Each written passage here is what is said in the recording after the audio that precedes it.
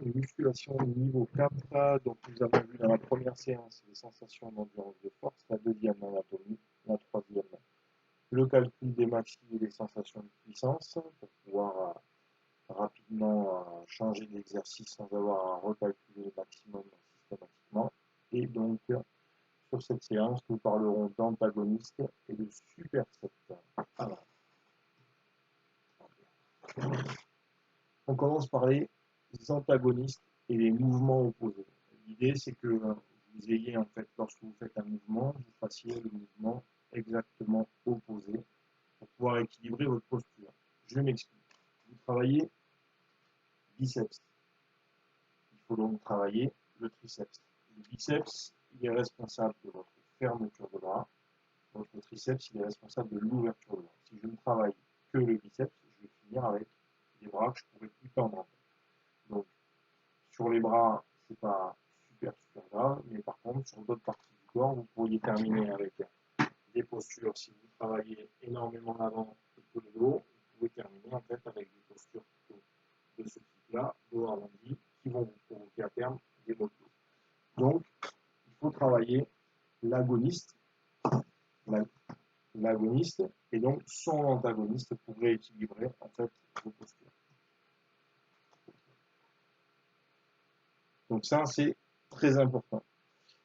La chose à retenir également, c'est qu'il faut le faire avec le même objectif. Si vous travaillez un mouvement, le biceps, avec la modalité ou l'objectif puissance, il faut que le triceps, donc son antagoniste, c'est-à-dire le muscle opposé, vous le travaillez également avec le même objectif, c'est-à-dire la puissance et la même méthode.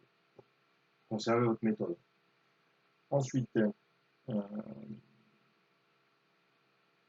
pour l'équilibre postural, donc après, vous pouvez réfléchir à quels sont en fait les muscles agonistes et antagonistes sur le reste du corps. Si je prends par exemple le quadriceps, c'est situé au niveau de la cuisse, qui est responsable, le quadriceps qui est responsable de l'ouverture de la jambe. Si vous faites un mouvement d'ouverture de jambe, eh bien, il faudra travailler dans votre séance un mouvement de fermeture, là on ne voit pas, de fermeture de jambe. Donc plutôt travailler les ischios.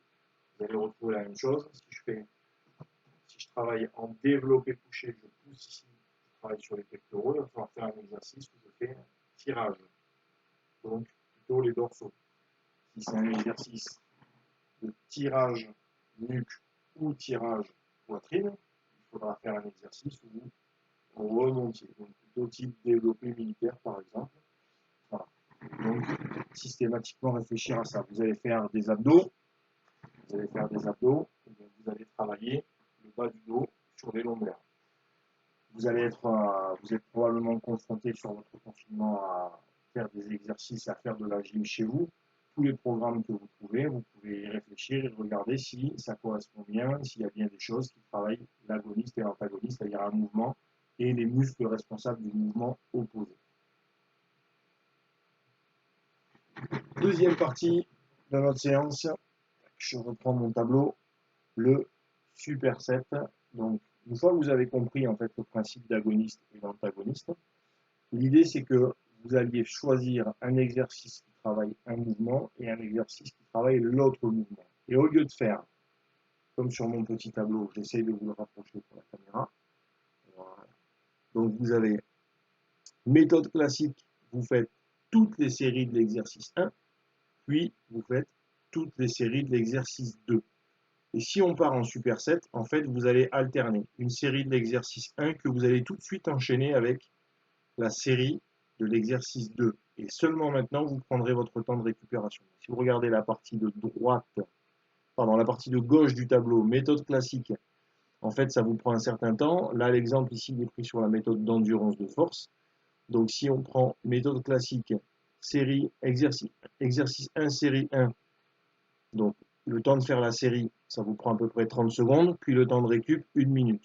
Et vous enchaînez, ensuite, exercice 1, vous faites la série 2, etc. jusqu'au bout, jusqu'aux 6 séries, par exemple, là, ça vous prend environ 8 minutes. Puis ensuite, vous allez faire l'exercice 2, c'est-à-dire l'exercice du mouvement opposé. Et donc, même modalité, ça va vous prendre à peu près 8 minutes aussi. Au total, vous faites 16 minutes. Si on prend le superset, j'ai mes deux exercices, par exemple développé couché et tirage poulie basse. Donc développé couché, je pousse, tirage poulie basse, je tire. Donc mouvement opposé. Je vais faire développé couché. Je vais tout de suite enchaîner ma série de poulie basse où je tire. Donc ça va me prendre à peu près 2 fois 30 secondes, enfin 30 secondes sur chaque exercice, c'est-à-dire 1 minute de travail. Et je vais prendre ensuite ma récup d'1 minute. Si je fais mes 6 séries, ça me fait un total de 11 minutes. Donc la grosse idée, la première grosse idée du superset, d'enchaîner agoniste et antagoniste, c'est de gagner du temps.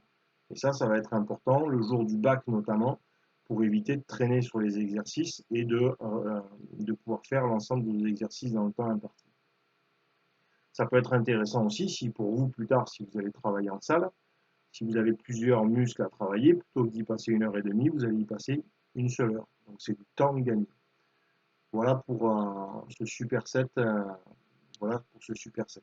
L'idée également, là, pour aller un peu plus loin, c'est que lorsque vous travaillez un muscle, c'est-à-dire enfin un muscle, un agoniste, donc là, si je reprends mon exemple de développé couché, tirage poulie basse, les muscles sollicités sur le développé couché, c'est-à-dire les pectoraux et triceps, en fait, sur cet exercice-là, vous allez complètement relâcher les muscles antagonistes, donc les muscles qui vont être responsables du tirage.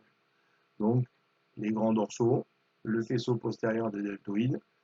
À partir de là, s'ils sont complètement relâchés, vous allez pouvoir les solliciter d'une meilleure manière juste derrière. Donc, c'est un deuxième intérêt, ça c'est vraiment pour aller plus loin.